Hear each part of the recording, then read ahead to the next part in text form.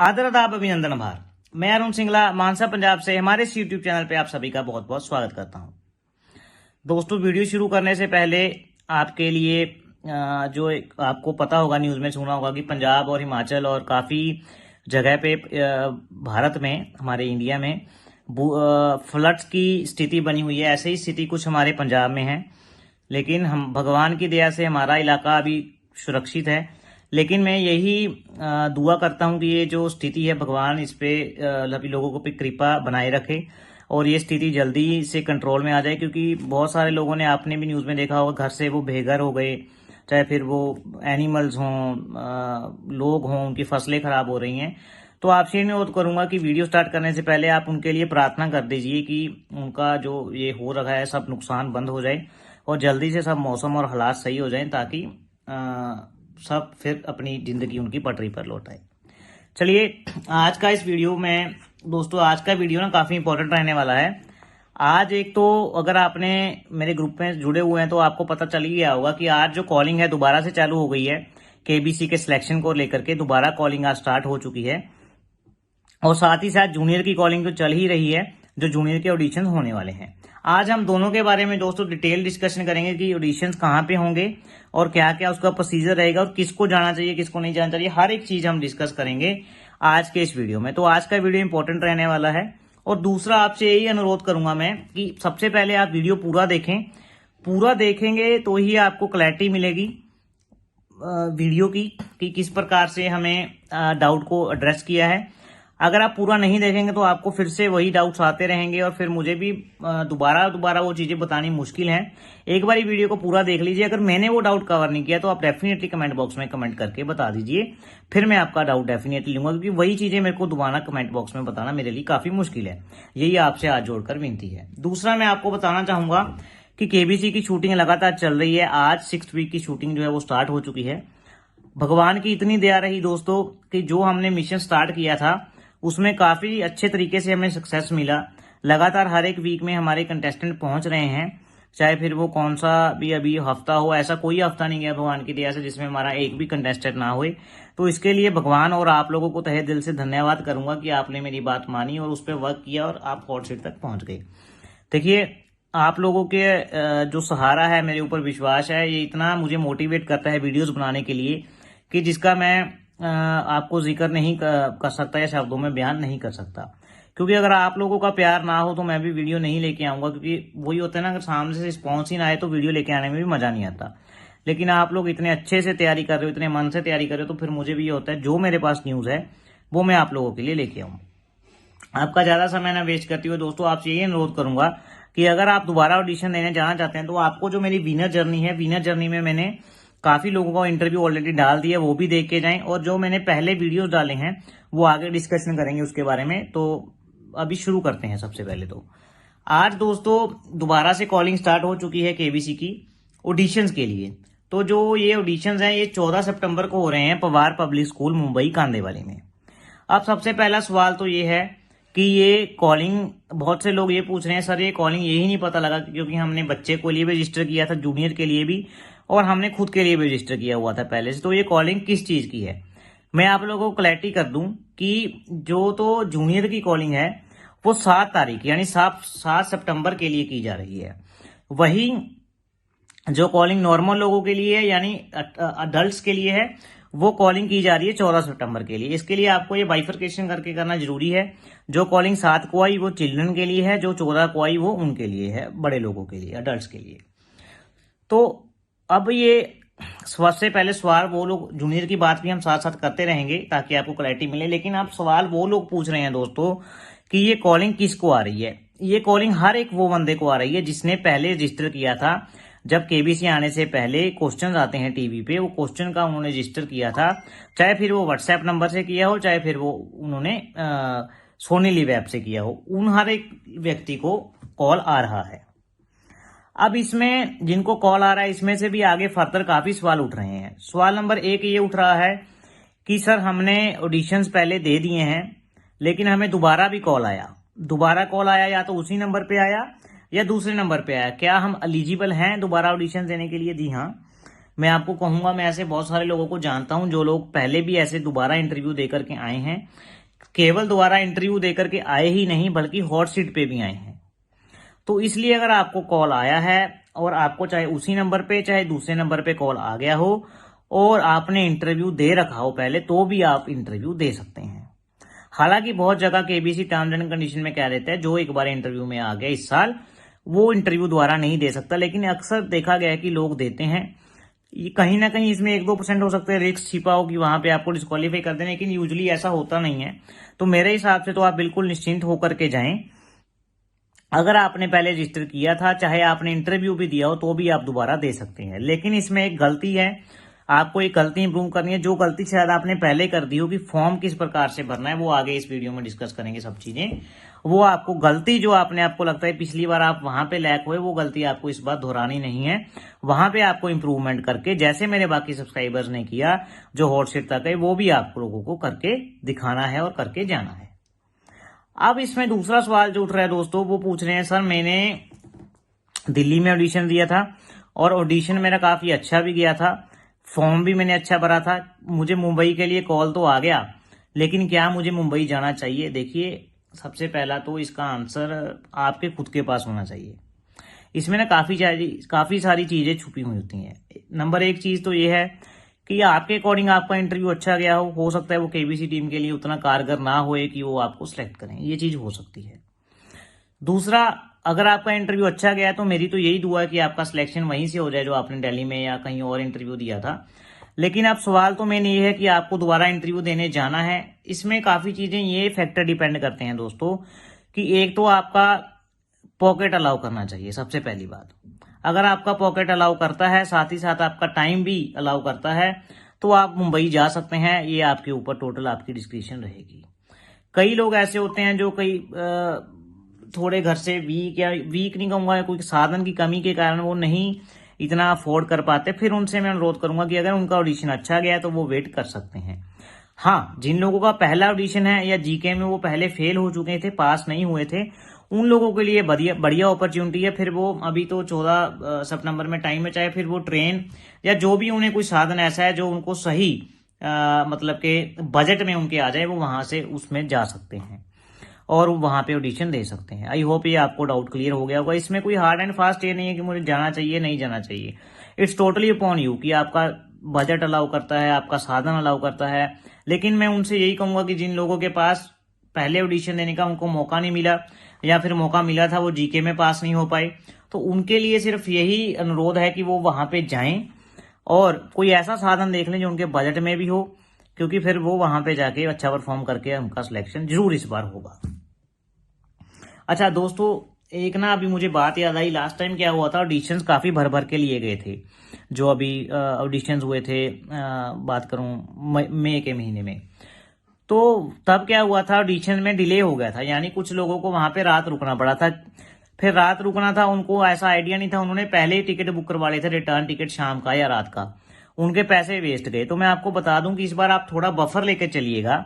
Suppose करें अगर आपका ऑडिशन 14 तारीख को शेड्यूल है, चाहे फिर आपका 7 तारीख को शेड्यूल है जूनियर वाले में, तो आपसे यही अनुरोध करूंगा कि आप 7 को जा रहे हो चाहे 14 को जा रहे हो, आप थोड़ा सा बफर लेके चले। माने अगर आप 7 को आपका ऑडिशन है तो आप 8 को टिकट बुक करिए रिटर्न की। वहीं अगर आपका ऑडिशन 14 को है तो आप रिटर्न टिकट बुक करिए 15 की, अगर आपका टाइम और बजट अलाउ कर रहा है। वहां पे आप कोई भी सस्ता होटल के देख लीजिए। यहाँ आजकल तो बहुत सारी एप्स है, गोवा, बीबो, मेक माई ट्रिप, ऐसे करके बहुत सारी एप्स हैं जिसपे आप कूपन वगैरह भी मिल जाएंगे। आप वहां पे जाके होटल बुक कर सकते हैं जो आपको सही भाव में पड़ेगा, जिससे आपका क्या होगा, खर्चा भी कम होगा और आप अच्छे से टाइम बफर पहले मैनेज करके चलोगे। क्योंकि एट ए टाइम होटल ढूंढना भी मुश्किल हो जाता है, अगर आप बच्चों के साथ जा रहे हो, अगर आप फैमिली वगैरह साथ होती है तो मुश्किल हो जाती हैं चीजें।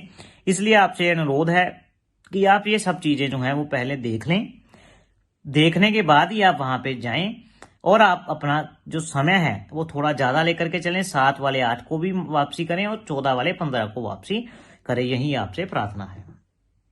अब इसमें काफी महत्वपूर्ण बातें हैं। एक, मैं आगे डिटेल प्रोसेस समझने से पहले मैं आपको बता दूं कि जो जूनियर का वीक हो रहा है और जो ऑडिशंस हो रहा है 14 वाला, ये हम पैरेलल बातें करेंगे। जो चीज सेम है वो मैं एक ही बार बताऊंगा, जो दोनों में अलग अलग है वो मैं आपको दो बारी में बताऊंगा। सबसे पहले ऑडिशन प्रोसेस लगभग दोस्तों सेम रहता है, चाहे फिर वो जूनियर का हो चाहे फिर वो सीनियर लोगों का हो। अगर जूनियर की बात करूं तो जूनियर के साथ दोस्तों अंदर जाने के लिए एक कंपेनियन अलाउड होता है ऑडिशंस में भी। वो कंपेनियन कौन होना चाहिए, चाहे आपके माता हो चाहे आपके पिता हो। बच्चों के लिए मैं बात करूं तो चाहे फिर उनका कोई लीगल गार्जियन हो, वो जो उसकी देखभाल कर पाए, वो हर एक बंदा अलाउ होगा ऑडिशन वेन्यू में, यानी जूनियर +1। अगर मैं यही सीनियर्स की बात करूं, सीनियर्स के साथ दोस्तों एक भी बंदा यानी not even single person allowed, सिर्फ अंदर जो है वो सीनियर लोग ही जाएंगे और कोई बंदा साथ नहीं जाएगा। अगर कोई आपके साथ कंपनी कर रहा है उसको फिर बाहर बैठना पड़ेगा। बहुत से मेरी माताओं बहनों और भाइयों का ये सवाल है कि हमारे बच्चे छोटे हैं, वो साथ जाएंगे तो वो कहाँ रुकेंगे।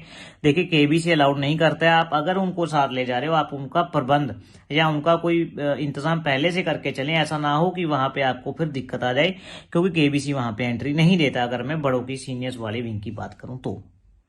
अच्छा, उसके बाद जब आपका ऑडिशन हो जाएगा, आप ऑडिशन वेन्यू में चले जाओगे, जो भी आपका टाइम स्लॉट है, अगर आपका कोई टाइम स्लॉट है, जैसे जूनियर्स में 2 टाइम स्लॉट डिवाइडेड है, ऐसे ही सीनियर्स में भी कुछ कई बार टाइम स्लॉट्स डिवाइड कर देते हैं। जब आपको एसएमएस से ईमेल अगर आएगा, मैं आपको क्लियर कर दूं, हाल ही में जूनियर का अभी तक कोई ईमेल और एसएमएस नहीं आया है। मेरा आपको अभी तक एक कॉल आया है। अगर आपको वो कॉल आया तो डेफिनेटली आपका जो ये कॉल है ये वैलिड है, जेन्युइन कॉल किए जा रहे हैं। वहीं अगर आपको कॉल या एसएमएस कई बार आ भी जाता है, इस बार लेकिन पहले भी नहीं आया था, पर आप वेट कीजिए अगर आपको एसएमएस आ जाता है। लेकिन कॉलिंग इस बार जेन्युइन हो रही है, ऐसा नहीं है कि कोई फेक कॉलिंग है। आपको डेफिनेटली वहां पे जाना चाहिए। जब आप वहां पे चले जाते हो दोस्तों, आपका जो भी टाइम स्लॉट है, या आप जितनी जल्दी हो सके मॉर्निंग में उतनी जल्दी आप लाइन में लग जाइएगा। यही मेरा आपसे अनुरोध है, क्योंकि जितना आप शाम में लेट करेंगे या जितना आप लाइन में लेट लगेंगे, उतना आप लेट फ्री होंगे। क्योंकि जब आप लाइन में लग जाते हो, आपका वहां पे प्रूफ वगैरह चेक होते हैं। जब आपके वहां प्रूफ वगैरह चेक होते हैं तो उसके बाद आपको एक चेस्ट नंबर दे दिया जाता है। वो चेस्ट नंबर ही आपका एक तरह से मैं यूं कहूं कि लाइन का नंबर होता है, कि आप लाइन में कौन से नंबर पे हो। जितना वो आपका आगे होएगा उतनी आप शाम में जल्दी फ्री हो जाएंगे। इसके बाद क्या प्रोसेस होता है, आपको पहले तो मैं डॉक्यूमेंट डिस्कस कर लूं कि आपको जब आप वहां पे ऑडिशन वेन्यू में पहुंच जाएंगे, आपको कौन कौन से डॉक्यूमेंट अनिवार्य होंगे, चाहे फिर वो बच्चों वाला केस हो चाहे फिर वो बड़ों वाला केस हो। एक तो आपको दोस्तों वैलिड आधार कार्ड लेकर कर जाना है। आधार कार्ड हो, आधार कार्ड की वैसे कॉपी नहीं मांगते हैं, लेकिन मैं आपसे निवेदन करूंगा कि आप उसकी जेरोक्स भी लेके जाएं। अगर सीनियर विंग की बात करूं तो आधार कार्ड और पैन कार्ड 2 प्रूफ कैरी कर लें। पैन कार्ड नहीं है तो कोई और एक वैलिड प्रूफ कैरी कर लीजिए, क्योंकि कई बार क्या होता है ना, हम एक चीज रख के भूल जाते हैं, दूसरी चीज आपके काम में आ जाए।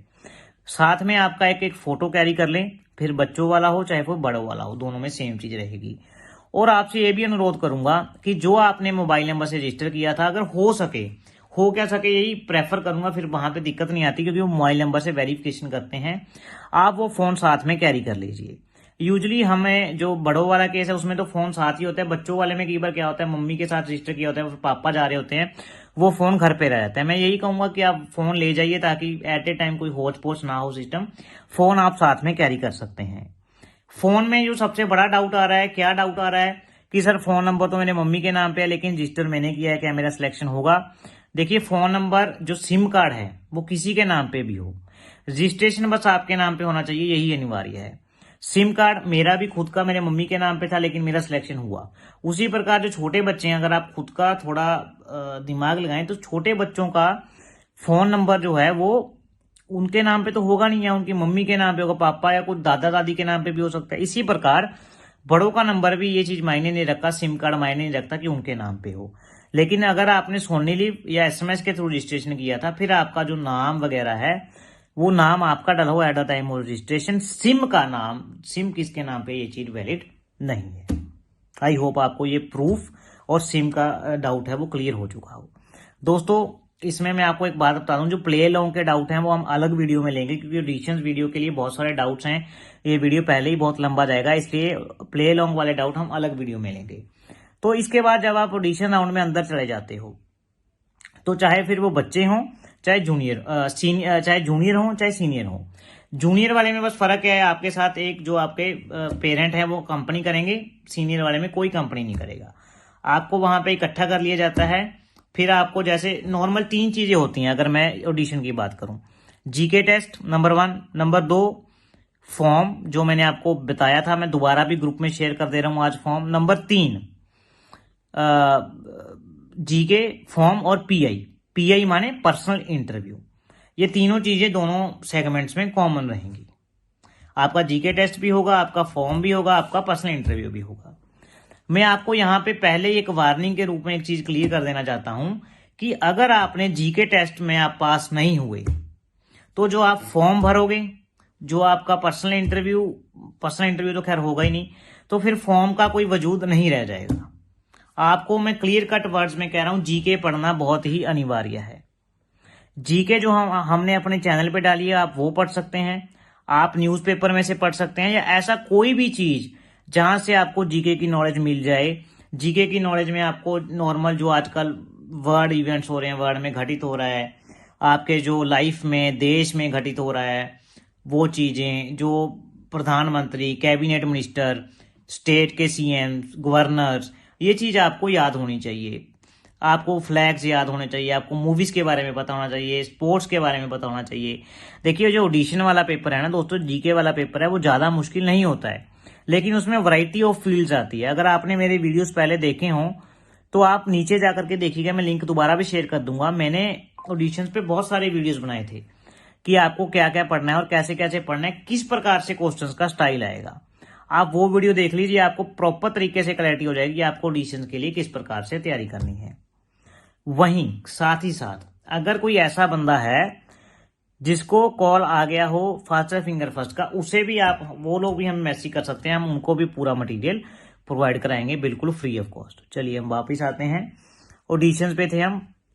ऑडिशंस में जीके टेस्ट होता है, फिर आपको आता है फॉर्म। दोस्तों फॉर्म्स पे मैंने बहुत भर भर के वीडियोस डाले हैं। जो सीनियर विंग है उसके तो मैंने इतने सारे वीडियोस डाल रखे हैं फॉर्म पे। ये वीडियोस मैं आपको एक अलग प्लेलिस्ट बना करके ग्रुप में लिंक शेयर कर दूंगा, @arun KBC विद अरुण। आप टेलीग्राम पे ज्वाइन कर सकते हैं, जिसका लिंक डिस्क्रिप्शन बॉक्स में है। मैं आपको लिंक दे दूंगा दोस्तों फॉर्म वाली वीडियोस का। देखिए जब आपका अगर एक बार जीके टेस्ट क्लियर हो गया तो आप सब लोग बराबर हो जाएंगे। फिर जो सिलेक्शन करेगा वो आपका फॉर्म सिलेक्शन करता है कि आपका सिलेक्शन होना है नहीं होना है। It's totally depend upon form और पीआई। फॉर्म के ऊपर डिटेल वीडियो मैं कोशिश करूंगा आज 4 तारीख है, 5 या 6 तक आपके लिए लेके आऊंगा, और कोशिश करेंगे इस संडे आपके साथ 1-to-1 लाइव सेशन भी ले लें ताकि आपकी क्वेरीज ज्यादा एड्रेस हो सकें। फॉर्म के ऊपर मैं डिटेल वीडियो एक और लेके आ रहा हूं आपके लिए, कल या परसों डाल दूंगा मैं आप लोगों के लिए। तब तक के लिए आप ये मान के चलें कि आपके पास टाइम है, अभी आप जीके पढ़ें। जीके के साथ साथ आपने जो मैं ग्रुप में फॉर्म डालूंगा आप उससे गो थ्रू हो लीजिए कि ये पॉइंट है, इसके सामने मैं क्या लिख सकता हूँ, ये पॉइंट है, इसके सामने क्या लिख सकता हूँ। उसके रेफरेंस के लिए जो मैंने वीडियोस बनाए हैं फॉर्म के लिए वो मैं आपको ग्रुप में पोस्ट कर दे रहा हूँ, आप वो देख लीजिए, डेफिनेटली आपको उससे हेल्प होगी। जब आपका फॉर्म भर के हो जाता है, अगर आपका जीके भी पास हो जाता है, सबसे पहले जिनका जीके नहीं पास होता उनको तभी से टाटा बाय बाय कह दिया जाता है। लेकिन जिनका जीके पास हो जाए, चाहे फिर वो जूनियर विंग हो चाहे सीनियर विंग हो, फिर उनका होता है दोस्तों पर्सनल इंटरव्यू। पर्सनल इंटरव्यू ध्यान दें टोटली फॉर्म के ऊपर बेस होता है। जो आपका फॉर्म है उसी को मद्देनजर रखते हुए आपका पर्सनल इंटरव्यू होगा। इसके लिए मैं आपको अनुरोध करूंगा कि आप फॉर्म में कोई भी झूठ चीज ना लिखें, जो आपके जीवन में हुआ है सच है वही लिखें, क्योंकि जब वो हमसे बातचीत करते हैं, हमसे वो बहुत सारा एक्सपीरियंस गेन करके बैठे होते हैं वहां लोग, तो उनको पता लग जाता है कि हमने फॉर्म में चीजें यूं ही फेंकी हैं या फिर फेक लिखी हैं। देखिए हर एक की जिंदगी में स्ट्रगल भी होता है, हर एक की जिंदगी में सक्सेस भी होता है, कहीं किसी न किसी मायने से। कहने का मतलब हर एक की जिंदगी अलग है। वो जो अलग चीज है आपकी जिंदगी में, आप उसको सोचिए, उसको इंट्रोस्पेक्ट करके आपके सामने लेके आइए, फिर वही चीज आप फार्म में फिल कर दीजिए, आपका सिलेक्शन होना तय है। ऐसा नहीं है कि कोई बंदा ज्यादा दुखी है उसका सिलेक्शन होगा, कोई ज्यादा अमीर है उसका सिलेक्शन होगा, किसी को कोई हेल्थ इश्यूज है उसका सिलेक्शन होगा, ऐसा बिल्कुल नहीं है। जो बंदे ने अपनी जिंदगी फॉर्म में बेटर तरीके से लिख दी, बेटर तरीके से एक्सप्लेन कर दी लोगों को, उसका सिलेक्शन होना तय है। जिसका जितना फार्म बढ़िया उसका उतना सिलेक्शन पहले होगा, ये बात आप तय कर लीजिए। अब इससे आपको एक बात और क्लैरिटी हो जानी चाहिए कि जिन लोगों ने पिछली बार फॉर्म भरने में कोई त्रुटि हो गई थी, वो लोग हमारे वीडियोस देख लें, फॉर्म का जो डिटेल वीडियो आएगा वो देख लें, इस बार फॉर्म अच्छे से भरें, और सबसे पहला जो स्टेप है जीके वो क्लियर कर लें, आपका सिलेक्शन इस बार डेफिनेटली हो जाएगा। जो हमारा मिशन हॉट सीट है हम उसको दोस्तों पूरा करके रहेंगे। डेफिनेटली आप लोग भी हॉट सीट तक आ जाओगे। अभी वैसे तो ये वीडियो बहुत लंबा हो चुका है, मैंने काफ़ी डाउट्स इसमें बता दिए हैं, लेकिन मैं आपको बता दूं कि मेरे पास एक मिनट में डाउट देख लूं, क्योंकि ना ग्रुप में बहुत सारे डाउट आए थे।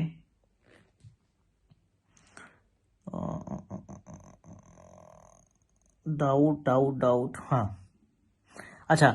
अब बहुत सारे लोग पूछ रहे हैं कि सर मुझे जूनियर का भी उसी नंबर पे कॉल आ गया, सीनियर का भी। इसमें कोई इश्यूज नहीं है, आप दोनों कैटेगरी में जा सकते हो, क्योंकि आपके जो कंटेस्टेंट है वो अलग अलग हैं, इसलिए आप वहां पे बेसिकली जा सकते हो। इसमें कोई बड़ा इश्यूज नहीं है। अच्छा, जो प्ले अलॉन्ग वाले प्रश्न है वो मैंने कहा था बाद में लेंगे। अच्छा, बहुत सारे लोगों को ना जूनियर सीनियर के कॉल दो दो फोन पे आए हैं, तो मैं उनको बता दूं कि दो फोन पे आपको अगर कॉल आए तो भी आपको इंटरव्यू एक ही बार देना चाहिए। आपको एक ही बार में, यानी जैसे पहले आपने दे दिया वो चीज ठीक है, लेकिन एक ही बार में दो बार अगर आप अपीयर होते हैं तो कई बार हो जाता है जो पैनल पे हमने पहले इंटरव्यू दिया था वो लोग पहचान है, फिर ये बात सही नहीं लगती और केबीसी हो सकता है डिस्क्वालीफाई भी कर दे। इसलिए आप लोग वहां पे एक ही बार में जाएं, एक ही बार जाएं। अगर आपको दो फोन पे कॉल आया तो भी आप एक बार में जाएं, ये आपसे अनुरोध है। अच्छा जी, और बस लगभग सारे डाउट हो चुके हैं। आज का वीडियो में काफ़ी चीज़ें मैंने बता दी हैं, फिर भी अगर कोई डाउट रह गया हो तो नीचे कमेंट बॉक्स में कमेंट कर दीजिए। और साथ ही साथ दोस्तों, आपका जो प्ले अलॉन्ग के डाउट्स हैं वो नेक्स्ट वीडियो में लेंगे। तब तक के लिए शुभ रात्रि, शुभ रात्रि, शुभ रात्रि। जय भारत, जय हिंद। यदि आपने रजिस्टर नहीं किया है तो 2 दबाइए। कृपया अब पूछे जाने वाले प्रश्नों के उत्तर दें ताकि हम अपने रिकॉर्ड की पुष्टि कर सकें। कौन बनेगा करोड़पति के ऑडिशन के अगले दौर के लिए चुने जाने पर आपको बहुत बहुत बधाई। आपका ऑडिशन 14 सितंबर 2025 को मुंबई शहर में निर्धारित किया गया है। क्या आप ऑडिशन के लिए उपलब्ध रहेंगे? यदि हाँ, तो 1 दबाइए। यदि धन्यवाद।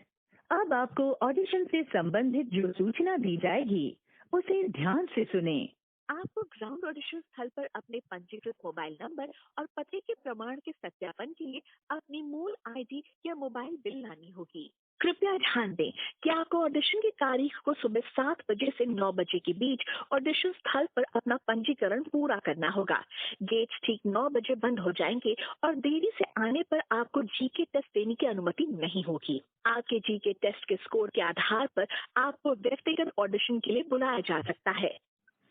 मुंबई के लिए आपका ऑडिशन स्थल एवर पब्लिक स्कूल, कांदिवली, पोलचर जिमखाना के सामने, new Sai Baba Nagar, Union Bank के पास, कांदिवली पश्चिम 400067 है।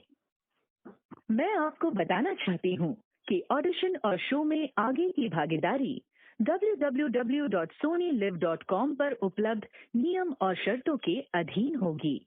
अधिक जानकारी के लिए आप हमें kbcresponse@setindia.com पर ईमेल भेज सकते हैं। सोनी केबीसी टीम की ओर से मैं कौन बनेगा करोड़पति में खेलने के लिए पंजीकरण करने के लिए आपको धन्यवाद देती हूँ। उम्मीद है कि आपसे जल्द ही मिलने का अवसर मिलेगा। शुभकामनाएं।